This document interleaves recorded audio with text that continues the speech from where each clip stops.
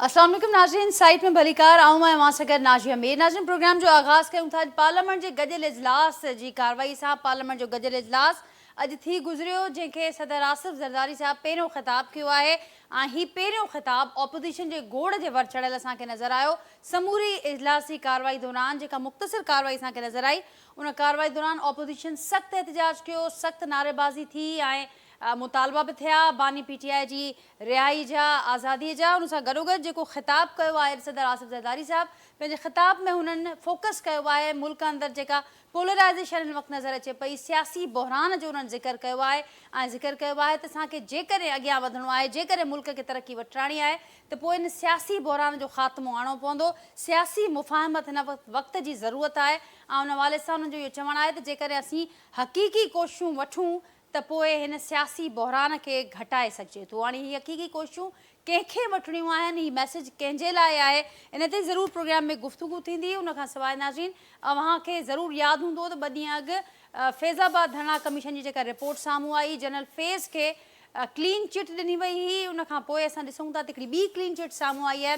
नेब पारां तोशाखाना गाॾनि वारे मामले ते नवाज़ शरीफ़ साहब खे क्लीन चिट ॾिनी वई आहे, जंहिंखां पोइ PTI बानी जी आज़ादी तोड़े खेनि क्लीन चिट वारा जेके मुतालबा आहिनि, उन्हनि में हाणे तमामु घणी असांखे वाद ॾिसण में अचे पई। हिकु भेरो ॿीहर नाज़रीन, जेको हुकूमती रिजीम जेको साज़िश वारो मामिलो हो, हिकु भेरो ॿीहर उनजा पड़ाड़ा ॿुधण में आया ऐं ख़ुदि PTI जी कैंप मां ई उहो मामिलो ॿुधण में आयो। अफ़ज़ल शेर मरवत साहब पाकिस्तान तहरीक इंसाफ़ जा अहम अॻवान आहिनि। उन्हनि जो बयानु साम्हूं आयो त अमरीका सां गॾु सऊदी अरब उन में शामिल हो, जेतोणीकि हिन वक़्त ताईं उन बयान जे हवाले सां लातालुकी जो इज़हार पाकिस्तान तहरीक इंसाफ़ करे पई, पर हीउ पहिरियों भेरो न आहे। उनखां अॻु बि मुख़्तलिफ़ वक़्तनि ते मुख़्तलिफ़ जेके अॻवान आहिनि पाकिस्तान तहरीक इंसाफ़ जा, उन्हनि जा अलॻि अलॻि बयान साम्हूं ईंदा रहिया आहिनि, जंहिंखां पोइ उन्हनि जी तरदीद या लातालुकी बि असांजे साम्हूं ईंदी रही। हक़ीक़ी तर्जुमान केरु आहे, उन ते पिणु अॼु गुफ़्तगू कंदासीं। उनखां सवाइ अव्हांखे ज़रूरु अव्हांजे इहा नॉलेज में आहे इहा ॻाल्हि त सऊदी वफ़्द दौरो करे वियो आहे पाकिस्तान जो ऐं IMF जे हवाले सां जेके असांजो वफ़्द आहे पाकिस्तान जो, उहो उते मौजूदु आहे वाशिंगटन DC में। ॻाल्हियूं हलंदड़ आहिनि, उहे मामला बि असांखे नज़र अचनि पिया, पर जेका बुनियाद ॿुधाई पई वञे त जेको सियासी बहरान आहे उनखे हल करिणो आहे, त उन हवाले सां तफ़सीली गुफ़्तगू कंदासीं अॼु प्रोग्राम में। जेको पैनल मूंसां गॾु मौजूदु आहे उनजो तारुफ़ मां सां कराईंदसि। मूंखे कराची स्टूडियो में जॉइन कयो आहे पाकिस्तान पीपल्स पार्टी जा सीनियर अॻवान आहिनि, MP आहिनि डॉक्टर सोहराब सरकी साहब। कराची स्टूडियो में मूंसां गॾु मौजूदु आहिनि जमाल सिद्दीकी साहब, पाकिस्तान तहरीक इंसाफ़ जो सीनियर अॻवान आहिनि। सिद्दीकुल फारूक साहब मुस्लिम लीग नून जा सीनियर अॻवान आहिनि, वीडियो लिंक ज़रिए अॼोके प्रोग्राम जो हिसो आहिनि। ऐं प्रोफेसर मजीद चांडियो साहब सीनियर एनालिस्ट आहिनि, उहे पिणु अॼोके प्रोग्राम जो हिसो आहिनि। अवां सभिनी खे भलीकार और सभिनी जी महिरबानी गुफ़्तगू जे लाइ अवां वक़्तु कढियो ऐं आगाज़ कयूं था सभिनी पैनलिस्ट जी इजाज़त सां। जमाल साहब, अवां खां आगाज़ कयूं था। अॼु गॾियल पार्लियामेंट जो इजलास हो ऐं एक्सपेक्ट इहो कयो पियो वियो त ऑपोज़िशन बि हुन में असांखे ऑपोज़िशन जो जेको नज़र ईंदो किरदारु नज़र त ज़रूरु आयो, पर वरी उहो ई गोड़, उहा ई नारेबाज़ी, शदीद एहतजाज ऐं उन ई गोड़ ऐं नारेबाज़ी दौरान ही हिकिड़ो मामिलो साम्हूं आयो। आसिफ ज़रदारी साहब इहा ॻाल्हि कई त सियासी बहरान खे टारणु वक़्त जी अहम ज़रूरत आहे। असीं अॻियां वधी कोन था सघूं जेसिताईं सियासी बहरान हल न थींदो। बिस्मिल्लाहिर्रहमानिर्रहीम। शुक्रिया नाजिया, तव्हांजो पहिरियों सुवालु ॾाढो सुठो आहे ऐं मां सम्झां थो त इहो सुवालु पाकिस्तान जी पॉलिटिक्स जो अहम रोल प्ले करे सघे थो। हिन सुवाल जो जवाबु ॾिसो, ज़रदारी साहब जंहिं वोटनि सां प्रेसिडेंट ऑफ पाकिस्तान मुंतख़िब थियो आहे, जंहिं हुकूमत जे वोटनि सां थियो आहे, त इहो त ज़रदारी साहब खे बि सुठी तरीक़े सां अंदाज़ो हूंदो त जंहिं ऐवान सां जो ख़िताबु कयो आहे ऐं जंहिं हुकूमत उनखे वोट ॾिनी आहे, त उहा हुकूमत बि फॉर्म 47 जी हुकूमत आहे ऐं उहो ऐवान अञा ताईं नामुकमल आहे। नामुकमल इन सेंस में त हिन ऐवान में हिकु मुल्क जी वॾी सियासी जमात जो जेके रिज़र्व सीटूं आहिनि, उहो अञा ताईं हुन जमात खे न मिलियूं आहिनि। उहो जेको बुनियादी हुनजो हक़ु आहे, उहो जंहिं बि टेक्निकल तरीक़े सां हीउ हक़ु खायो वियो आहे, इन ख़ौफ़ में त मथां हिन जी तादादु वधी वेंदी ऐं असांजा माण्हू असांखे ख़ुशि त उअं ई कोन्हे, ज़रूरी ज़ोरी ज़बरदस्ती जी शादी आई त मथां को असांजो को शॉर्टफॉल थिए त हीउ घटि वक़्त में हीउ अदम एतमाद साम्हूं अची वेंदो ऐं गवर्नमेंट असांजी ख़तमु थी वेंदी। त इहा सोचे PTI जे मैंडेट ते शब खून हयो वियो आहे। मां सम्झां थो त ज़रदारी साहब मसालियात जी सियासत ते घणो बिलीव कंदो आहे ऐं अगरि ज़रदारी साहब जी एक्सपर्टीज़ इहे आहिनि त उहो मसालियत पसंदी जी सियासत ते अमल कंदे खोड़ सारी शयुनि खे मैनेज कयो आहे। सियासत में इख़्तिलाफ़ात खे मैनेज कयो आहे, नाराज़गियुनि खे मैनेज कयो आहे। त मुंहिंजी एक्सपेक्टेशन ज़रदारी साहिब सां इहा आहे त हू हाणे हिन हुकूमत खे इहो रियलाइज़ कराईंदी कि तव्हां खे बि अंडरस्टैंड करणु खपे त जेका बि इमरान ख़ान ते मुक़दमात आहिनि उहे हिकिड़ा सियासी मुक़दमात आहिनि, हुननि खे रंग ॿियो ॾियो वियो आहे।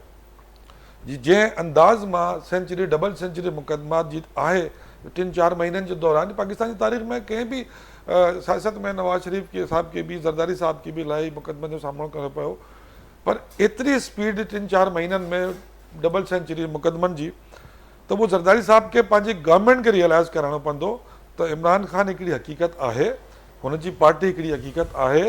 हिन इलेक्शन में हुनजी पार्टी खे पाबंद करे, हुनजे लीडर खे बंदि करे, हुननि खां निशान खसे भी असां तजुर्बो करे ॾिठो आहे त अवाम जो मैंडेट हिन पार्टी सां गॾु आहे।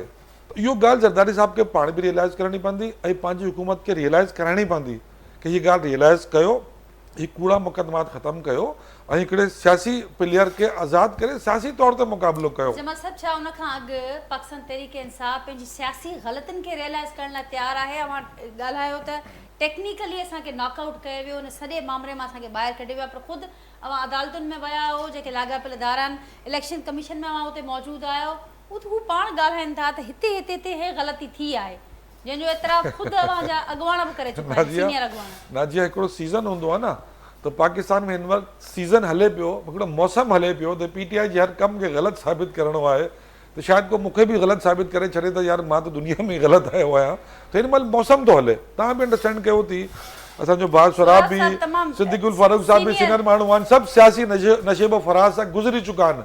हर सियासी जमात जे ख़िलाफ़ु हिकिड़ो सीज़न हलंदो आहे, मौसम हलंदो आहे, त असांजे ख़िलाफ़ु मौसम थो हले। छा नून लीग में इंट्रा पार्टी इलेक्शन कीअं थींदा आहिनि, छा पीपल्स पार्टी में इंट्रा पार्टी इलेक्शन कीअं थींदा आहिनि, ख़बर कोन्हे। सभिनी सियासी जमातनि जा इंट्रा पार्टी इलेक्शन ईअं थींदा आहिनि। असां त पोइ बि हिकु दफ़ा इलेक्शन करायो, ॿीहर बि इलेक्शन कराए सबमिट कराए छॾियो, proper nomination form, voting, ballot paper. कंहिं बि सियासी जमात एॾा इलेक्शन कराया आहिनि त वोटर बैलेट पेपर सां बैलेट बॉक्स में वोट विझण आया आहिनि। सियासी जमातनि जो कोई इलेक्शन थियो आहे? त हाणे इलेक्शन कमीशन खे असां मोकिलियो आहे, इलेक्शन कमीशन खे थोरी इख़लाक़ी ज़िमेदारी जो मुज़ाहिरो करिणो पवंदो कि अगरि मां जेतिरो ज़ुल्म करे सघां PTI सां 8 फरवरी जे इलेक्शन जे लाइ मां हर तरह जो ज़ुल्म कयो आहे, निशान खसियो आहे, लीडर बंदि कयो आहे, सज़ाऊं ॾिनियूं आहिनि, 200 आज़ाद निशान ते इलेक्शन विढ़िया आहिनि, पोइ बि ही पार्टी खटे वई, त पोइ तव्हां छा सकूत ढाका वारी सूरत चाहियो था त मुल्क में अहिड़ी सोच ॿीहर डेवलप थिए, त बांग्लादेश वारी सोच, त कंहिंजे मैंडेट खे तव्हां दॿाए हुनखे एक्सेप्ट बि न कयो, क़ौम हुन सां गॾु बीठी आहे। तव्हां हिकिड़ी सीनियर जर्नलिस्ट आहियो, तजिया निगार असांजो प्रोफेसर साहिबु गॾिजी आहे, छा 8 फरवरी ते माण्हुनि कोन ॾिठा त वोट कंहिंखे मिलिया आहिनि? पोइ अगरि कंहिंजो मैंडेट तस्लीम न कंदो तो मुल्क में ग़लत सोच डेवलप थींदी आहे। तो ज़रदारी साहब के ज़रदारी साहब के पंहिंजो रोल प्ले करण जी ज़रूरत आहे। वो प्रेसिडेंट आहे ज़रदारी साहब, वो पंहिंजी गवर्नमेंट खे रियलाइज़ कराए कि मैंडेट खे तस्लीम न करण सां मुल्क जो नुक़सान थींदो आहे। सुराब साहब, सीज़न हले पई ऐं सीज़न में सॼियूं जेका अटेंशन आहे, जेका फोकस आहे, उहो ज़रदारी साहब न आहे, त ज़रदारी साहब पाण बि रियलाइज़ कंदा, हुकूमत खे बि कराईंदा। ॾिसो, ॻाल्हि इहा त ज़रदारी साहब, पहिरीं ॻाल्हि इहा आहे त जीअं साईं चयो त ज़रदारी साहब खे ख़बर आहे, पर जेके हक़ीक़तूं आहिनि उन्हनि खे मद्देनज़र रखी करे अॻे पोइ हलणो पवंदो। हाणे तव्हां ॾिसो त शहीद ज़ुल्फ़िकार अली भुट्टो जे ख़िलाफ़ु जेकी मूवमेंट हली, उहो मूंखे ॿुधाए पंहिंजो सदीक़ी साहब त उहा मूवमेंट कंहिं हल रही। हिते जेके आहिनि कराची में जेके मथां जेके नोट उछलिया वेंदा या जेकी सूरत हाल, इहे हिन मुल्क में थियो आहे, ईअं न आहे त न थियो आहे। ऐं उन में असांखे त एॾी वॾी सज़ा मिली जो असांजो हिकिड़ो बहितरीनु अज़ीम लीडर शहीद ज़ुल्फ़िकार अली भुट्टो फांसी चढ़ी वियो। इहे ग्राउंड रियलिटीज़ आहिनि ऐं इन हिते जेके हिते पाकिस्तान में जेकी पॉलिटिक्स आहे, इन खे साम्हूं रखी करे पोइ पॉलिटिक्स करणी पवंदी। ऐं ॿी ॻाल्हि इहा त आसिफ़ अली ज़रदारी तमामु हिकिड़ो सीनियर सियासतदान आहे। उन पाण ॾिठो तव्हां त इन खां तनख़्वाह वठण खां बि इनकार करे छॾियो। हुन चयो त असां काफ़ी जेको आहे तकलीफ़ां काटियूं आहिनि, जेल में रहियो आहे ऐं उन इहा ॻाल्हि कई। हाणे बि इहा ॻाल्हि बिल्कुलु जेकी साईं चए थो त आसिफ़ अली ज़रदारी ज़ाहिर आहे उहा जेकी हुकूमत आहे उन खे चए थो न, जेतिरे ताईं बुहरान ख़तमु न थींदो तेतिरे ताईं स्टेबिलिटी न ईंदी। ऐं बिल्कुलु इहा ॻाल्हि बि कंदा त हक़ीक़ी कोशिशूं जेकॾहिं वठूं त सियासी गर्मी पद घटिजी सघे थो, त हक़ीक़ी कोशिशूं वठण में रुकावट केरु आहे ऐं छो न पियूं वठजनि हक़ीक़ी कोशिशूं? मां हिकिड़ी गुज़ारिश कयां, रुकावट 100% जेकी हुकूमत आहे, मिसाल जेकी बि हुकूमत आहे उन जे तरफ़ां रुकावटूं हूंदियूं, छो जो हिकिड़ी कन्फंट्रेशन जी लेवल एतिरी वधी वई आहे PTI ऐं नून लीग में, त उहा सियासत खां हटी करे हिकिड़ी ज़ाती दुश्मनी ताईं वञी करे पहुती आहे। ऐं त असां पाण TV ते बि ॾिसूं था जहिड़े नमूने सां मरियम नवाज़ शरीफ़ साहिबा खे गिरफ़्तार कयो वियो, नवाज़ शरीफ़ खे गिरफ़्तार कयो वियो, शहबाज़ शरीफ़ खे गिरफ़्तार कयो वियो। ॾिसो, मां हिकिड़े ईअं नथो चवां मां को उनखे प्रोटेक्ट कयां थो, ऐं वरी जेकॾहिं उन जे वरी माना रिएक्शन में हाणे इमरान ख़ान साहिबु जेल में आहे, त असां इहो सम्झूं था त इहो बि ग़लति आहे। ऐं ॿी ॻाल्हि इहा आहे त हर को सम्झे बि अथो इन ॻाल्हि खे त जेके बि आहिनि सियासतदान, ज़रदारी साहिब जो मक़सदु इहो आहे त तव्हां बर्दाश्त करे, जेकॾहिं इन साॻी हिन ते ट्यून ते बीठो हूंदो मामिलो, हे हुनखे त पोइ ज़ाहिर आहे इहो जेको आहे मामिलो ठहंदो कोन। घर में ॿ भाइर बि जॾहिं पाण में नेगोसिएशन कंदा आहिनि, पोइ पाण में ठहंदा आहिनि, उन ज़रूरु को विच में ट्रैकड़ी कंदो आहे या पाण वेही करे इनखे सम्झंदा आहिनि सका ॿाहिरि, त पोइ मामलात घर जा बि अॻे हलंदा आहिनि। हे त मुल्क आहे, ऐं बिल्कुलु ज़रदारी साहिबु इहा ॻाल्हि कई आहे, ऐं उहो ज़ाहिर आहे इन एतिरी स्ट्रगल करे इन मक़ाम ते पहुतो आहे, उहो मुल्क जी सूरत हाल ॾिसे थो। इन में को शक बि न आहे त मुल्क हिन वक़्तु जेको आहे इन शयुनि जो मुतमिल नथो थी सघे। अॻे ॾिसो था महांगाई, अमन अमान जी सूरत हाल जेकी आहे, जेकी तव्हां पाण ॾिसो था, ऐं ॿियो चइनी पासनि में जेकी बॉर्डर जी सूरत हाल आहे, इन सूरत हाल में बिल्कुलु कहिड़ी बि पार्टी हुजे, मां इवन चवां थो PTI, उन्हनि सभिनी खे जेको ऑन बोर्ड वठी करे उन्हनि खे बि इहो सोचणु खपे त हाणे तमामु घणो थी वियो।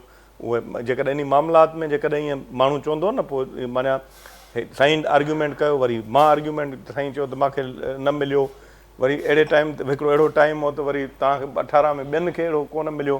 कॾहिं को चवंदो आहे त साईं हे RO जी इलेक्शन आहे, कॾहिं को चवंदो आहे फॉर्म 45 जी इलेक्शन आहे, DSR लाइ DRS जेको आहे बंदि करण वारी इलेक्शन आहे। तव्हां मूंखे ॿुधायो त कहिड़ी इलेक्शन जेकी आहे जंहिंखे माण्हू हिन मुल्क जे अंदरि उहा ॻाल्हि कई आहे त हे इलेक्शन जेकी आहे उहा सही इलेक्शन आहे। जेकी पार्टी हाराईंदी आहे हिन मुल्क जी बदकिस्मती आहे त उहा को न को इल्ज़ाम हणंदी आहे। बहरहाल जेकी सूरत हाल आहे, इन सूरत हाल में असां त इहो ई सम्झूं था त जेके बि आहिनि पॉलिटिकल फोर्सिस उहे, ऐं उन सां गॾोगॾु ॿी जेकी इस्टेब्लिशमेंट आहे उनखे बि सोचणो पवंदो, वेही करे जेकॾहिं सही तरीक़े सां गॾिजी करे। जीअं ज़रदारी साहिबु मां पाण हुयुमि 14 अप्रैल ते जेको 4 अप्रैल वारो प्रोग्राम हो, उन में बि इहा ॻाल्हि कई अथव, असां तमामु घणो मज़बूत थी सघूं था। असां जेके आहिनि सफ़ा ज़ातियात छॾे करे उनखे बालाइताक़ रखी करे जेकॾहिं अॻे असां वधूं त घणा मामला असां सेट करे सघूं था, मुल्क में स्टेबिलिटी बि अची वेंदी। पर उन जे लाइ सुरा साहब कहिड़ा क़दम हुअणु घुरिजनि? सिद्दीक़ुल फारूक साहब हलूं था। सिद्दीक़ुल फारूक साहब, हकीकी कोशिशों की यहाँ पर बात हुई, जमात साहब ये कहते हैं कि हकीकी कोशिशें क्या हैं, उस पर भी बात होनी चाहिए, और ये किसको लेनी है? जरदारी साहब का मैसेज, सोराब साहब कह रहे हैं कि हुकूमत की तरफ ज़ाहिर था, और जो रुकावटें या जो ये मामला अभी तक पोलराइजेशन का शिकार नज़र आ रहे हैं, वो भी कहीं ना कहीं हुकूमत की वजह से ये रुकावटें वहाँ से आ रही हैं। तो क्या कहेंगे आप इस ज़मन में, क्या इक़दामात इस वक्त इस माहौल में लेने की ज़रूरत है? बिस्मिल्लाहिर्रहमानिर्रहीम। देखिए, वो एक मुहावरा है ना कि ताली 2 हाथों से बजती है। तो हम लोग समेत पीपल्स पार्टी के अपोजिशन में थे। ये 2018 के बाद की बात है। कौन सा वो मौका था कि हमारी अपोजिशन जमातों ने PTI के सरबराह को मुज़ाकरात की, ताउन की ऑफ़र नहीं की, बल्कि बिलावल भुट्टो ज़रदारी साहब ने तो कदम बढ़ाओ इमरान खान हम तुम्हारे साथ हैं का नारा भी लगाया कौमी असम्बली में। क्या जवाब आया? आज तक क्या जवाब आ रहा? अब ज़रदारी साहब कहें या कोई और कहे, असल बात ज़रदारी साहब की ये है कि सबको मिल के सही पाकिस्तान के मफादात में सियासी जो हम आहंगी है वो पैदा करनी है। सियासी बहरान को ख़त्म करने के लिए सियासी मुफाहमत करनी है। ये कोई एक पार्टी सिर्फ हुकूमत नहीं कर सकती, तो ये सबको करना होगा। समेत पीटीआई जो अब जिनका नाम बदल। साथ ही मैं जल्दी से जवाब दे दूं, मेरे पीटीआई के दोस्त ने ये फरमाया, इंट्रा पार्टी इलेक्शन, हाँ सबके बिला मुकाबला होते हैं, इसमें क्या शक है, लेकिन आपने इलेक्शन एक ऐसी जगह कराए जो लोगों को मालूम ही नहीं थी।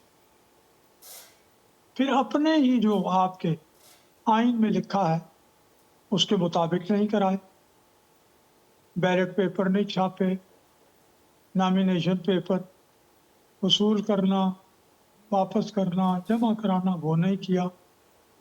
और यही वजह है कि जब सुप्रीम कोर्ट ने इनका मुकदमा जो इलेक्शन कमीशन के खिलाफ था उसका ओपन ट्रायल किया, सारे टीवी स्टेशन दिखा रहे थे, तो पाकिस्तान के चंद बेहतरीन वकीलों में से पीटीआई के 2 वकील, एक अली जफर साहब और दूसरे हामिद खान साहब, किसी सवाल का जवाब नहीं दे सकते। माफी भी मांगी इलेक्शन कमीशन से, ओपन जी सबके सामने माफी मांगी। तो अगर आप ये ना करते तो सिंबल आपको मिलता, कोई मसला नहीं। लेकिन सिद्दीकुल फारूक साहब, जमा साहब ये भी कह रहे हैं कि सीजन चल रहा है, जब सीजन चलता है तो फिर कानून का नफाज कुछ शदीद हो जाता है, वो ये कह रहे हैं। किस चीज का सीजन चल रहा है? वो कह रहे हैं सियासी मुखालिफिन के हर अमल को गलत करार देने का। जी, सियासी मुखालिफिन के हर अमल को गलत करार देने का सीजन चलता है सियासत में। मैंने जो बातें की हैं मुझे अच्छा नहीं लगता कि मैं कहूं कि मैं आपको चैलेंज करता हूं, लेकिन मैं आप चैलेंज का लफ्ज़ इस्तेमाल करने लगा हूं। मैं आपको चैलेंज करता हूं। मैंने आपके इंट्रा पार्टी इलेक्शन के हवाले से जो गुजारिशात आपके सामने अब रखी है, सुप्रीम कोर्ट की कार्रवाई का हवाला दिया है, एक बात गलत साबित हो, एक लफ्ज़ का 1 लाख रुपए आपको इनाम दूँ, नहीं तो आप मुझे देंगे। चैलेंज कर रहे हैं, शर्त लगा रहे हैं। मैं भी बात बता दूं, बीच में मैं भूल गया। मैं बात यह है कि मैं पाकिस्तान पीपल्स पार्टी का जनरल सेक्रेटरी बना, पीपल्स पार्टी का प्रेसिडेंट बना। जब मैं दोनों मरतबा में इलेक्शन से और बैलेट पेपर हुआ इलेक्शन से मैं बना, ये भी मैं ऑन द रिकॉर्ड रख दूं जिले जैकाबाद का। अब ये मतलब गलत फहमी है शायद कभी दोस्तों को कि शायद नहीं होते हैं, बिल्कुल होते हैं इलेक्शंस। अभी भी जो हमारे जो बॉडी है जो पीपल्स पार्टी की, बाकायदा मैंने ऐसा नहीं लिया था उसमें, लेकिन अभी भी इलेक्शन। बहुत अच्छा किया आपने, ये बात रिकॉर्ड पर रख दी। अच्छा, एक और बात जी हमारे जमाल सिद्दीकी साहब ने फरमाई, मेरी पीटीआई की हर बात को गलत कहते हैं। मेरे भाई, आपके अक्सर फैसले, आपकी लीडरशिप के अक्सर दावे हक़ाइक़ के सामने गलत साबित होते हैं, झूठे साबित होते हैं। ये देखें ना, आपने कहा जी अमेरिका ने साजिश की साइफर की, इमरान खान साहब ने फिर वही वापस ले ली कि नहीं अमेरिका ने। फिर आपके लीडर ने कल कह दिया सऊदी अरब शामिल, फिर आपको वापस लेने पड़ी। ये हम नहीं कह रहे, आपके इक़दाम। आपके लीडर ने कहा था खुदकुशी कर लूँगा, IMF के पास नहीं जाऊँ, फिर बड़े धूम धड़ल्ले से IMF के पास गए। तो ये एक बात आपने जो एक दफ़ा कही हो और उस पर कायम रहे, इसलिए मैं आपसे दस्तबस्ता गुजारिश करूँगा कि मेरे भाई अपने गिरेबान में झाँक लिया करें। आप जो लोग मुख्तलिफ औकात में दावे करते हो, जो बातें करते हो, उनको सामने रख लिया करो। खुदा की कसम आपको खुद नज़र आएगा और आता भी है कि आप बातें गलत करते हैं, ठीक नहीं करते। ठीक। तो सिद्दीकुल फारूक साहब, क्या फिर यही प्लान होगा हुकूमत का कि सियासी गलतियां उनको याद करवा के सियासी मफाहमत की राह हमवार की जाएगी, या इसके अलावा भी कोई प्लान है हुकूमत के पास? सियासी मफाहमत कैसे लाएंगे? ये बार बार जो हम बातें कर रहे हैं, जी बार बार दूसरे लोग भी कह रहे हैं, इन्होंने आगे बलूचिस्तान से अपने अचकजई साहब को भी किया। अचकजई साहब और इनके साथ इस वक्त जो अपोजिशन में चल रहे हैं 2-3 लोग माकूल लोग हैं, ये उनको आगे करें, दरमियान में डालें, कोई नहीं, मफाहमत हो जाएगी, बातचीत हो जाएगी। ठीक, सिद्दीकुल फारूक साहब, मजीद चांडू साहब भी हमारे साथ मौजूद हैं और उनकी बड़ी गहरी नज़र है नेशनल और इंटरनेशनल अफेयर्स पर। मजीद चांडू साहब, अवां कीअं ॾिसो पिया समूरी सूरत हाल खे ऐं जेका सियासी मुफ़ाहम जी ॻाल्हि थिए पई मुख़्तलिफ़ वक़्तनि ते हिन ई शो में असीं बार बार ग्रैंड डायलॉग जो ज़िक्र बि ॿुधो आहे, त उहा पिणु थियणु घुरिजे ऐं सभिनी खे गॾु विहणु घुरिजे। हुकूमत अॼु बि ॻाल्हाए पियो, पर तॾहिं ई असां इहे ॾिसंदा अचूं था जॾहिं ख़ासि करे कादुर जॾहिं हुकूमत में हुजे थी त पोइ मुफ़ाहम जी ॻाल्हि बि करे थी, मामरा बि ॻाल्हि करे थी उहे, पर केरु इनिशिएट कंदो, केरु अॻियां वधंदो उन ते, इहे समूरा मामरा बज़ाहिर जेके हिन वक़्तु बि अनक्लियर आहिनि, छा चवंदो मां? ॾिसो, सियासत जेका आहे उहा फ्लैक्सिबिलिटी जो लिचक जो नालो आहे। सियासत जेको आहे सो अपॉर्चुनिटीज़ अवेल करण जो नालो आहे। मौक़ो जेको मिले उन्हीअ खे सुठे नमूने सां अवेल कजे। ऐं पॉलिटिक्स जेका आहे सा उहा हिकिड़ी उनखे साइंस बि चऊं था, उनखे आर्ट बि चऊं था। आर्ट बाए हिकिड़ो फन आहे सियासत खेॾणु। इहे फन आहे जंगी या हरबी जेका फन आहे, जंग बि हिकु फन आहे, साइंस आहे। इहे सियासत बि आहे। त सियासतदान जेको आहे मुल्क जो, उहो सियासतदान उन ते पूरी तरह हिकिड़ो जेको आहे सो सियासी जेके पंहिंजा पता आहिनि उहे बहितर नमूने सां ऐं जेतिरो थी सघे त उहो अवाम जे इंट्रस्ट में, मुल्क जे इंट्रस्ट में ऐं पंहिंजी पार्टी जे इंट्रस्ट में उहे सियासी पता जेको आहे सो खेॾणु खपनि। अनफॉर्चुनेट असां वटि इहो आहे पाकिस्तान में त असां उहे जेकॾहिं अपोजिशन में पार्टी का आहे ऐं ख़ासि तौर ते हिन में हिकिड़ी जेकॾहिं एनालिसिस कयूं त जीअं तव्हां असांजा जेके पैनल में आहिनि न, उन्हनि मां कंहिं चयो त ताड़ी हिकु हथ सां न वॼंदी आहे, त इहा ताड़ी हिकु हथ सां वाकई नथी वॼी सघे। छाकाणि त जेकॾहिं ख़ुदि जेका PTI आहे जॾहिं इक़्तिदार में हुई ऐं जॾहिं PTI खे हींअर तमामु वॾे मैंडेट सां PTI आई आहे, वॾी सपोर्ट आहे, हिकिड़ी पॉपुलर पार्टी आहे मुल्क जी, ख़ासि तौर ते इन सूरत हाल मां गुज़री करे जॾहिं अचे जिथे हुनजे लाइ मुकमिल तौर ते हुनजी लीडरशिप गिरफ़्तार थी वई, हुनजो लीडर जेको आहे सो अंदरि हो, इहो बि हुयो त हिकिड़ो त उन्हनि खे माण्हू न मिलंदा, उहे माण्हू मिली विया उन्हनि खे, उहे इलेक्शनूं खटी आया ऐं उहे इलेक्शन चैलेंज थियूं। 45 फार्म जी जाइ ते इहो चयो वियो त 47 फार्म जेको आहे सो भरियो वियो आहे। इन में को बि शक कोन्हे त हिकिड़ी पॉपुलर पार्टी तौरु उहा उभरी आई आहे, पर उन खे पंहिंजे पॉलिटिक्स खे जेका आहे उन खे फ्लैक्सिबल करणो पवंदो। उहा हिकिड़ी जेका आहे सा उहा ई उन में मां त ॾिसां थो PTI खे त उन जाइ ते बीठी आहे जॾहिं हुकूमत में हुआ त बाबा शहबाज़ शरीफ़ सां नाहे ॻाल्हाइणो, लीडर ऑफ अपोजिशन सां, उन सां हथु नाहे मिलाइणो। ऐं वरी उन में आहे त जॾहिं अपोजिशन में त हाणे बि उन खे जेको आहे सो टारगेट करिणो आहे ऐं उन खे जेको आहे सो करिणो आहे ऐं वधीक अॻिते वधिणो आहे। ऐं उहो वधिणो इन में आहे त वॾे में वॾो किरदारु आहे मुल्क जे पाकिस्तान में, मुल्क जी इस्टेब्लिशमेंट जो पॉलिटिक्स में। त उन में बि हिकिड़ी जेका तज़ाद हिकिड़ो जेको PTI जो ऐं इस्टेब्लिशमेंट जो आहे, आई डोंट नो त असांजा पॉलिटिशियन्स उन में छो हिकिड़ो रुकिजी ईअं ॻाल्हि कनि था। पॉलिटिशियन सां गॾु जेको आहे सो इस्टेब्लिशमेंट सां जेको PTI जो रवैयो आहे त उन ते बि PTI खे गौर करणु खपे। हिकिड़ी हक़ीक़त आहे इस्टेब्लिशमेंट खे जेकॾहिं तजुर्बो असां कयूं त इन में इहो चवणो पवंदो त इस्टेब्लिशमेंट हिकिड़ो रियल हिकिड़ी जेका आहे हिकिड़ो एंटिटी आहे हिते मुल्क में, उहा पॉलिटिक्स करे पई त उन पॉलिटिक्स में उन्हनि खे हिकिड़ो थोरो थधाई सां मुल्क खे संभालणो आहे। जंहिं मुआशी सूरत हाल में, जंहिं सियासी सूरत हाल में, जंहिं इंटरनेशनल सिनारियो में पाकिस्तान हींअर बीठो आहे, उते वॾे में वॾो हिकिड़ो रोल जेको आहे उहो सियासतदाननि खे प्ले करणु खपे। ऐं ज़रदारी साहिबु जेकॾहिं हीअ अॼु चए थो त इहो ज़रदारी साहिब जो वट आई अंडरस्टैंड त इहो मैसेज हुयो इस्टेब्लिशमेंट ॾांहुं बि ऐं PTI ॾांहुं बि, छो त हीअ कोलेशन में आहिनि। नवाज़ शरीफ़ पॉलिटिशियन आहे, ज़रदारी साहिबु पॉलिटिशियन आहे, त उन्हनि जी जेका आहे जेको मां ॾिसां थो उन्हनि ते क्रिटिसाइज़ कयूं था, पर सूरत हाल इहा आहे त हिकिड़ो मैसेज ज़रदारी साहिबु ॾिनो आहे अपोजिशन खे ऐं मैसेज हुननि मोकिलियो आहे मुल्क जी इस्टेब्लिशमेंट खे त उहे जेको आहे सो माहौल खे बहितर बनाइण में संदन मदद कनि। माना कोलेशन हुकूमत जेका मौजूदु आहे ऐं इहो हुकूमत जो कमु आहे, पर उन में इहो आहे त ॿई धुरियूं जेके आहिनि अपोजिशन ऐं प्लस जेको आहे सो उहे पाण में गॾु वेहनि या उहे थोरो हल्को हथु रखनि हिक ॿिए जे ख़िलाफ़ु त ॻाल्हियूं थींदियूं ऐं डायलॉग थींदो ऐं मुल्क बहितरी ॾांहुं वेंदो।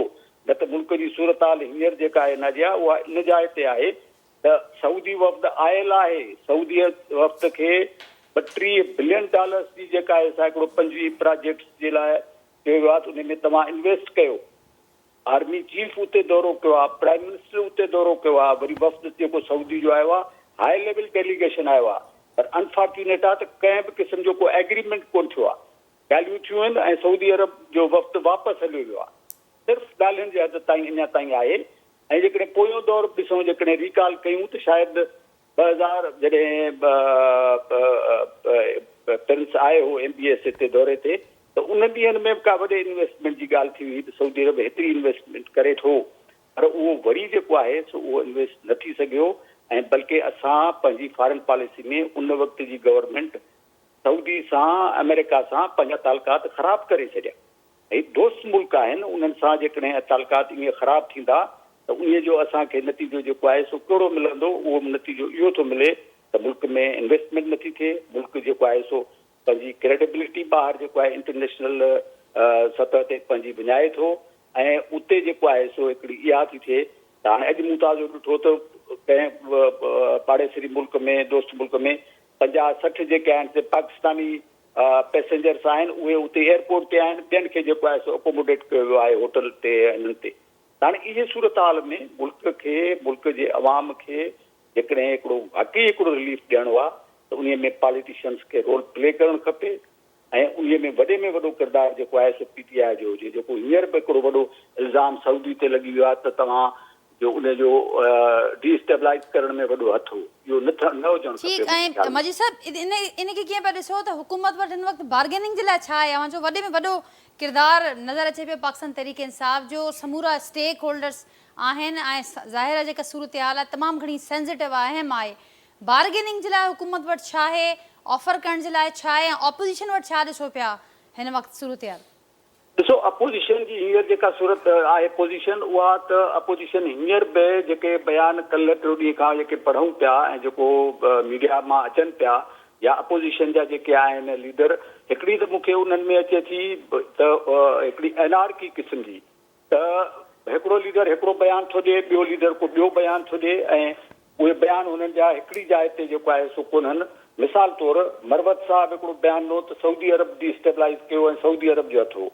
अॼु उमर अयूब ख़ान जो वरी स्टेटमेंट आहे, प्रेस खे पियो थो ॿुधाए त सऊदी असांजो दोस्त आहे, उन जी जेका आहे तरदीदूं अचनि थियूं।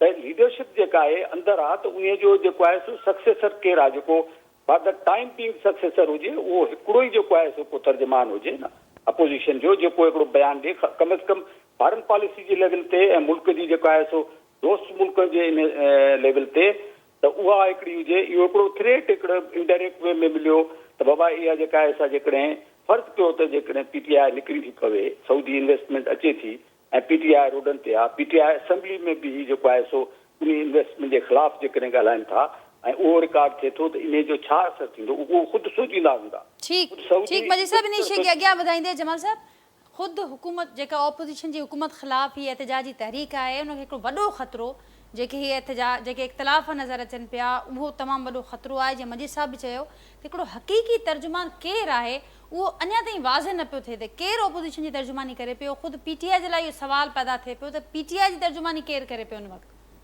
नाजिया ॾिसो, PTI जी तर्जुमानी पार्टी जो कोई हिकिड़ो स्पोक्स पर्सन न हूंदो आहे। स्पोक्स पर्सन उहो हूंदो आहे जेको TV ते वञी ॻाल्हाईंदो आहे। पीपल्स पार्टी में इलाही सारा माण्हू आहिनि, नून लीग में इलाही सारा माण्हू आहिनि, असां वटि बि इलाही सारा माण्हू आहिनि, ऐं शेर अफ़ज़ल हुन में हिकु माण्हू आहे जेका स्पोक्स पर्सन असांजा आहिनि। ऐं शेर अफ़ज़ल जे बयान जी मां बि मज़म्मत कंदुमि त हुन पंहिंजी तरदीद बि कई आहे त हीअ मुंहिंजी ज़ाती राय आहे, पर शेर अफ़ज़ल खे बि समझदारी जो मुज़ाहिरो करणु खपे त इहो सियासत में तव्हांजी ज़ाती ॻाल्हि न, तव्हां ज़ाती हैसियत में TV ते न वेठा, तव्हां PTI जे स्पोक्समैन जी हैसियत सां TV ते वेठा आहियो।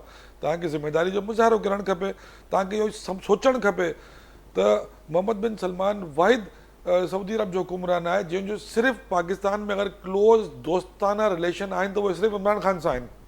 उनजो को पीपल्स पार्टी सां, नवाज़ शरीफ़ सां, नवाज़ शरीफ़ जा हुया उन्हनि जे वॾनि सां तालुक़, पर मोहम्मद बिन सलमान सां इमरान ख़ान साहब जा तमामु क्लोज़ रिलेशन आहिनि छा शेर अफ़ज़ल खे सिर्फ़- पंहिंजी ग़लती सिर्फ़ जो तरदीद तदारक करणु खपे या लातालुकी ही काफ़ी आहे या का ॿी कार्रवाई बि असांखे ॾिसण में ईंदी PTI पारां? एक्चुअली न बिल्कुलु ज़ाहिर आहे वो हुनजो सेक्रेटरी इंफॉर्मेशन असांजो हुनखे जवाबु तलबी कई हिन ॻाल्हि जी एक्चुअली शेर अफ़ज़ल बि मां सम्झां थो त उहो हर घर वांगुरु हिकिड़ो हूंदो आहे न शरारती ॿार जेको घर में पीउ जी गाॾी ते बि निशान हणी छॾंदो आहे घर जी शयूं बि टोड़ंदो आहे सॼो ॾींहुं दड़का बि खाईंदो आहे घर जो ॿार आहे घर मां कढी त नथो सघे केर बि हिनखे पर पर हिन जो अज़ालो नुक़सान थींदो कंहिंखे थिए पियो? इहो पाकिस्तान हुनजी- तहरीक इंसाफ Definitely, ऑपोजिशन जी definitely. एहतिजाजी तहरीक आहे जेको मुल्क जो नुक़सान छाकाणि थी उन वक़्तु बयान साम्हूं अचनि पिया जॾहिं ताज़ो ही दौरो थियो आहे जी, बिल्कुलु, ऐं ख़ुदि हिकिड़ो बिल्कुलु। डेलीगेशन असांजो IMF सां ॻाल्हाइण जे लाइ DC में मौजूदु आहे सऊदी जो हिकिड़ो वॾो वफ़्त ऐं तमामु वॾी सीड़पकारी मां सम्झां थो त ॻाल्हियूं आहिनि। पार्टी खे हिन ॻाल्हि ते सख़्तु एक्शन खणणु खपे त को बि माण्हू पंहिंजी ज़ाती राय TV ते वञी ॾियण जो मूंखे हक़दार न आहे पार्टी जो तर्जुमान आहे पार्टी ते नेशनल इशूज़ ते नेशनल पॉलिटिक्स ते पार्टी जी तर्जुमानी करे उहो पंहिंजी ज़ाती राय पंहिंजे घर में वेही ॾे TV ते वेहण जो हुनजो हक़ न आहे ॾियण इहा ठीकु आहे जमाल साहब गॾोगॾु जेका सियासी मुफ़ाहम जी ॻाल्हि थिए पई हुकूमत जे हवाले सां मां ॻाल्हियूं ॿुधियूं मौक़ो ॿुधो सोराब साहिब जो सिद्दीकुल फारूक साहिब जो छा पई सोचे पाकिस्तान तहरीक इंसाफ हिन वक़्तु ऑपोजिशन खे लीड बि करे पई छा पई ॾिसे समूरी सूरत हाल जे हवाले सां?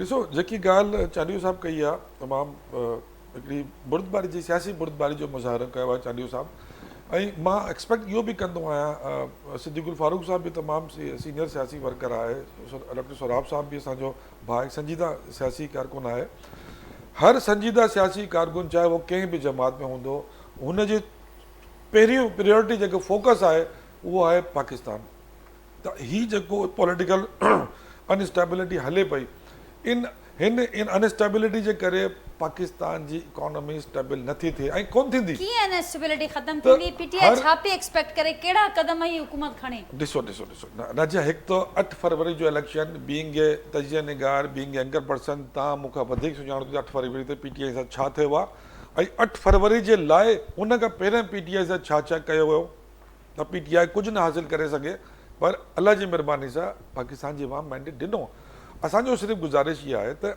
असांजे मैंडेट खे तस्लीम कयो वञे ऐं जेका डबल सेंचुरी कूड़े मुक़दमनि जी तव्हां ठाही आहे त उन मुक़दमनि ते नज़रसानी कई वञे ऐं उहो मुक़दमा कंहिं बि पॉलिटिशियन ते सूट न कंदा आहिनि हिन हिकिड़ो पार्टी चेयरमैन पंहिंजे घर वेठो आहे हिन थाणे में बि FIR आहे हुन थाणे में बि आहे हुन थाणे में बि आहे सॼे पाकिस्तान में तव्हां हुनजे ख़िलाफ़ FIR कढी छॾी आहे पर हिकिड़ो माण्हू ऑन FIR जो मतिलबु त हीअ मुलज़िम आहे हिन कयो आहे अगरि तव्हां ही परसेप्शन क्रिएट था कयो त हिन करायो आहे त पोइ करायो जो त उन बेसिस ते त तव्हां पोइ कुझु बि करे सघो था कंहिंखे फ़ैसिलो करणो आहे हुकूमत खे करणो आहे लाॻापियल इदारनि खे करणो आहे या ॻाल्हि कई न, केसिस जी त जेकी- केसिस में जेकी- रिलीफ वारो सिलसिलो बि त शुरू थियो न आहे ॾिसो जेको ॾिसो उहो रिलीफ न आहे बेसिकली ही कमज़ोर केसिस आहिनि मां तव्हांखे चवां न ही एतिरा कमज़ोर केसिस आहिनि जंहिंमें सज़ा ॾिनी वई आहे हुन में का जान ई कोन्हे केसिस में जेको हाणे चांडियो साहिबु ॻाल्हि कई आहे मूंखे यादि आयो त हीअ चांडियो साहिबु चयो आहे त को पॉलिटिशियन इहा ॻाल्हि न चवंदो आहे त हिन में एस्टेब्लिशमेंट जो बि किरदारु आहे मां थो चवां त बिल्कुलु पाकिस्तान जी पॉलिटिक्स में एस्टेब्लिशमेंट जो हिकिड़ो रोल आहे ऐं हमेशह रहियो आहे ऐं मां एस्टेब्लिशमेंट खे बि सॉरी निज़ामानी साहब प्रोफेसर साहब न मजी चांडी साहब मजीद चांडियो साहब जी। त मां इहा ॻाल्हि खे रियलाइज़ कंदुमि ऐं हर को माण्हू रियलाइज़ कंदो आहे त एस्टेब्लिशमेंट जो रोल आहे ऐं मां एस्टेब्लिशमेंट सां बि गुज़ारिश कंदुमि त तव्हांजे लाइ बि पाकिस्तान इम्पोर्टेंट हूंदो पाकिस्तान जी मैशियत इम्पोर्टेंट हूंदी पाकिस्तान जेतिरे कर्ज़नि में बुॾी चुको आहे हिन खां ॿाहिरि बि निकारणो आहे असांखे तव्हांखे सभिनी स्टेक होल्डरनि खे वेही इन ॻाल्हि जे लाइ को सॉल्यूशन कढणो पवंदो कि पाकिस्तान में महांगाई कीअं ख़तम थींदी माण्हू खे जीअण जे लाइ हुनखे उन सॉल्यूशन को ते ॻाल्हि ऑप्शन कई कोन्हे सोराब साहब सॉल्यूशन छा हूंदो बार बार स्टेक होल्डर जो ज़िक्र थिए पियो पर सॉल्यूशन छा हूंदो? असल में सोल्यूशन तमामु सिंपल आहे उहो इहो आहे त PTI खे सीरियस थियणो खपे ऐं सदीक फारूक साहिबु जीअं ॿुधायो सदीकी साहिबु त उन सीनियर आहे उन लोड़ियो बि आहे ऐं सीनियर वर्कर आहे पार्टी सियासतदान आहे सम्झे थो मामलात खे इहो ई करिणो पवंदो त उन्हनि खे जेके आहिनि जेके सीरियस क़िस्म जा माण्हू उन्हनि खे अॻे करे डायलॉग शुरू करनि डायलॉग शुरू थींदो ॻाल्हाइण जे लाइ तयारु थींदा त पोइ को मसइलो कोन्हे असांजो ऐं तव्हांखे पाण ख़बर आहे त नून लीग जो वॾो मामिलो रहियो एतिरे ताईं जो माना इहो हाणे का लिकल ॻाल्हि कोन्हे त हुकूमतूं किरदियूं हो हुन जी हुकूमत किराईंदो, हुन जी हुकूमत किराईंदो, माना वॾी कन्फंट्रेशन हुई। उन में बेगम नसरत भुट्टो साहिब आहे जेल में वई, मोहतरमा बेनज़ीर भुट्टो साहिब आहे, वरी पीपल्स पार्टी जे दौर में वरी नून लीग जा बि लीडर जेके आहिनि उहे जेल में विया। पर उन्हनि इन शइ खे रियलाइज़ कयो त किथे न किथे असां खां ग़लतियूं थियनि थियूं। पोइ COD साइन थी, तव्हां पाण ॾिठो, उन टाइम ते अपोज़िशन में हुया। ऐं जॾहिं असां हुकूमत में हुयासीं त उहो PTI जो लीडर जेको आहे हिननि जो प्रेसिडेंट जो कैंडिडेट हो, त उन जे लाइ जहिड़े नमूने सां लोई मथां विझी ऐं जेके रिमार्क्स जेके ॾियनि पिया ऐं जेकी सूरत हाल हुई। पर हाणे वरी साॻियो ई वरी ॾिसो था त उहे सभु जेके अपोज़िशन में जेके पहिरियों असां सां गॾु आहे, वरी असांजो इहो अचकज़ई साहिबु हुजे या असांजो मैंगल साहिबु हुजे या जेके अपोज़िशन वारा, हाणे सभु जेको उन में चवंदा हुआ त हे अचा मुरबो ठाहियो अथऊं। हाणे मूंखे इहो महसूसु थिए थो त PTI बि मतिलबु जेकी ग्राउंड रियलिटीज़ आहिनि उन्हनि खे ऑब्ज़र्व करे थी। ऐं उन्हनि सां मौलाना फज़ल रहमान जेको जलसो थींदो जलसो शुरू न थींदो त आवाज़ जेके तव्हां ॿुधण में ईंदा, त हाणे ॾिसो न उहे उन्हनि सां वञी करे ॻाल्हाइण जे लाइ मतिलबु हिकिड़ो तयारु थिया आहिनि।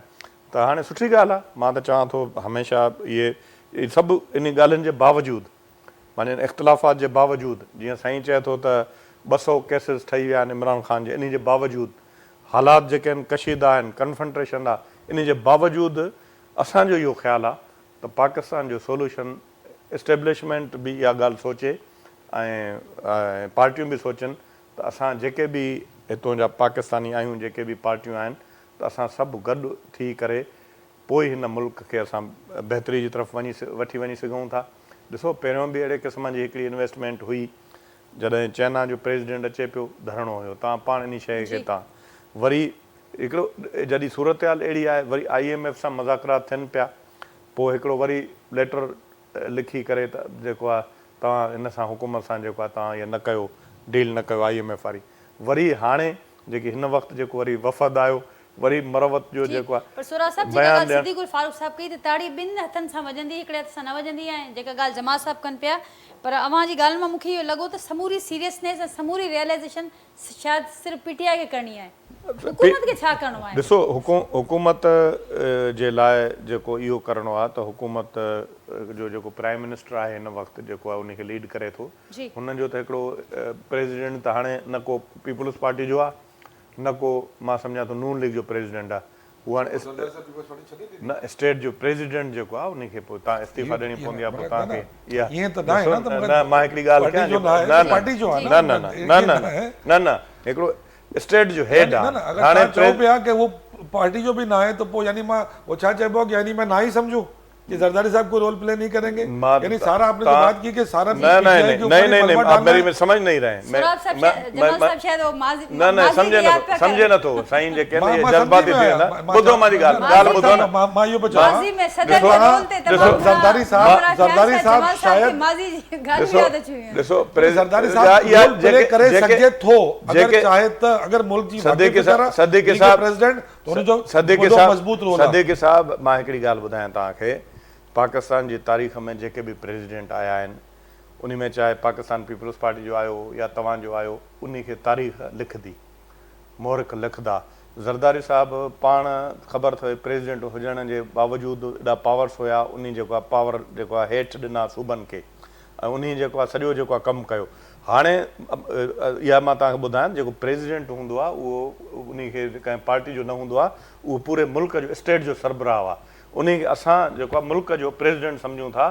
तव्हां PTI वारा बि उन खे पहिरीं ॻाल्हि इहा आहे त तव्हां सम्झो त असांजे पाकिस्तान जो प्रेसिडेंट आहे, ऐं तव्हां ज़हनी तौर ते उन खे प्रेसिडेंट एक्सपेक्ट करनि पिया त जीअं ज़रदारी साहब जे पहिरीं टेन्योर में सदर तौर जेके जीअं मां ज़िक्र बि कयो त खोड़ मामला नज़र आया, कॉन्ट्रीब्यूशन नज़र आयो, हिन भेरे ही जेको बहरान आहे, मां हिकिड़ी ॻाल्हि ॿुधायां, को सदर जो रोल मां हिकिड़ी गुज़ारिश कयां तव्हांखे, उन टाइम ते मोहतरमा बेनज़ीर भुट्टो शहीद थी वई, ऐं पाकिस्तान पीपल्स पार्टी खे सुठी हिकिड़ी मेजॉरिटी हुई, थोरी उनखे सपोर्ट हुई, पर उहा सॼी गवर्नमेंट पाकिस्तान पीपल्स पार्टी हिन वक़्तु हाणे डायनामिक्स ॿिया आहिनि।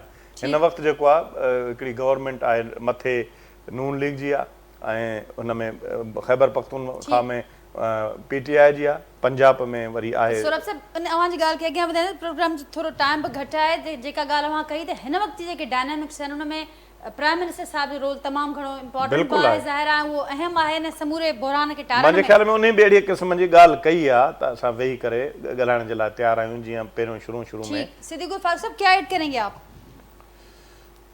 मुझे तो आपने बात करने का मौका ही फिर नहीं दिया। सिद्दीक उल फारूक साहब आपको बिल्कुल मौका है, अभी आपकी तरफ मैं इसी वजह से आई हूँ ताकि आप शामिल गुफ्तगू हों और बात करें अपनी।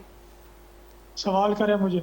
सिद्दीक उल फारूक साहब ये जो बात हो रही है कि इस वक्त जो सारी जिम्मेदारी और सारी नजरें हैं वो प्राइम मिनिस्टर साहब की तरफ हैं। प्राइम मिनिस्टर साहब ने जब ये KPK के वज़ीर आला मिले थे तो उन्होंने भी कहा था कि भाई बातचीत होनी चाहिए। इसके अलावा कई दफ़ा कहा, हल्फ लेने के बाद जो बात की तब भी उन्होंने मुज़ाकरात की बात की। तो और वो क्या करेंगे, ये तो आप PTI का काम है। लेकिन सिद्दीक उल फारूक साहब फिर बयानात भी तो आते हैं, जैसे PTI के रहनुमाओं का जिक्र होता है बयानात का, इसी तरह से मुस्लिम लीग नून की तरफ से जो बयानात सामने आते रहते हैं रहनुमाओं के, वो भी इस वक्त बहस का मौजू बने हुए हैं। अगर वज़ीर आज़म ने ये बात न की होती तो फिर तो कहें। अब जब वज़ीर आज़म कह देता है तो नीचे का कोई बंदा अगर सख्त बात कह भी दे तो उसकी वो हैसियत नहीं हो सकती जो वज़ीर आज़म की बात की है। अगर इस तरफ भी कुछ इखलास हो, कुछ एहसास हो, तो वो भी पार्टी में से कुछ माकूल, कुछ सियासी लचक रखने वाला कोई एक डेलीगेशन बनाए। मैंने अभी कहा था ना कि फिर अब तो उनके पास, उनके साथ दूसरी पार्टियों के भी चंद लोग हैं, उनको भी उनमें डालें, मुज़ाकरात शुरू हो जाएंगे अगर करना चाहें। बाकी एक बात की मेरे दोस्त सिद्दीकी साहब ने कि सलमान, प्रिंस मोहम्मद बिन सलमान जो है उनकी सिर्फ इमरान खान से दोस्त बात होगी, लेकिन जहाज़ से उन्होंने उतार दिया था। उन्हें रास्ते से जहाज़ वापस बुलवाया, अमेरिका में उन्हें उतारा और जहाज़ जो है वो सऊदी अरब चला। ये सब अब छप चुका है, ये बातें हो चुकी हैं। इमरान खान साहब में अगर तदब्बुर हो, अगर वो इन बातों को संजीदगी से समझें तो फिर तो मामलात हो सकते हैं। अगर ना समझे तो क्या। दूसरी बात मैं एक अर्ज़ कर दूं कि ये जो महंगाई की एक बात हुई है, बहुत बात हुई है। मैं आपको, आप भी खातून हैं, आज मेरी अहलिया, मेरी मिसेस गई, वो घी, दालें, सब्ज़ी और खरबूजे और पपीता ख़रीद के लाए। उन्होंने आके बताया घी बहुत सस्ता, काफ़ी सस्ता हो गया, दालें काफ़ी सस्ती हो गई हैं। वो खुश थे। मुझे बात करने दे। गंदम सस्ती हो गई है, सब्जियां चूँकि बारिशें हो रही हैं, बारिशों की वजह से सब्जियां दुगनी से भी ज़्यादा महंगी है। खरबूजा बड़ा सस्ता है। इसलिए मैं ये कहूँगा कि महंगाई भी इंशाअल्लाह, आपकी मईशत ठीक होगी तो महंगाई भी बहुत कम हो जाएगी। मैं हमेशा सिद्दीक भाई आप कोशिश करता हूँ कि मैं आपके साथ कोई, क्योंकि आप उम्र में बड़े हैं, सीनियर हैं, मुझे बड़ी इज्जत है आपकी, लेकिन कभी कभी आप ऐसी बात कर जाते हैं कि मुझे मजबूर कर देते हैं आप। एक तो मुझे खुशी इस बात की हुई है कि आपने मेरी सारी बातें सुन ली, कि आपको सिंधी समझ में आती है, कि चले मैं समझता हूँ शायद आपको समझ नहीं आती होगी, लेकिन आप प्रॉपर रिप्लाई कर रहे हैं तो आपको सिंधी समझ आ रही है। फारूक भाई मैं सिर्फ आपकी बात काट रहा हूँ, मैं, आप बड़े हमारे, बात करें, आपको हक है। नहीं आप बड़े हमारे। देखें सिद्दीक भाई, हमें बड़ा ग्राउंड रियलिटी के साथ जुड़कर रहना चाहिए। ऐसा नहीं है कि अगर मैं PTI का हूँ तो मैं अपने गवर्नमेंट की हर चीज़ की तारीफ़ करूँ, लेकिन अगर मेरी गवर्नमेंट में कोई चीज़ सही नहीं है तो फिर मैं तारीफ़ ना कर सकूँ, लेकिन सामने वाले की बात मैं चुप करके सुन लूँ कि हाँ यार ये खामी तो हमारी है।